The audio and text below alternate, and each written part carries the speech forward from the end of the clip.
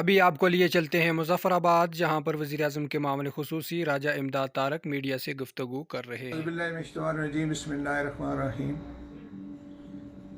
آٹے کے بحران پر جو آج کل آزاد کشمیر میں لوگوں کی طرف سے جو اشتعال آ رہا ہے، پی ایم آزاد کشمیر اور ان کی کابینہ نے پوری کوشش کی ہے کہ ہم جو لوگوں کو بینیفٹس دے سکتے ہیں، آلریڈی انہوں نے 200 پر جو ہے 20 کے جی کے پیچھے جو ہے انہوں نے ریلیکسیشن دی ہے۔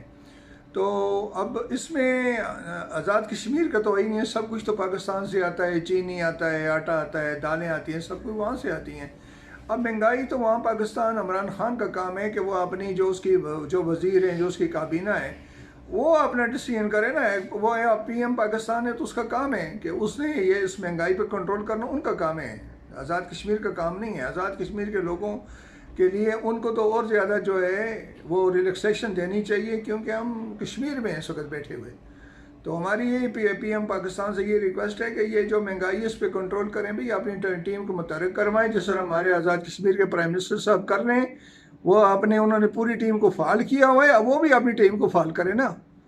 صرف باتیں کرنے سے اور سونے سے تو نہیں ہوتے کام۔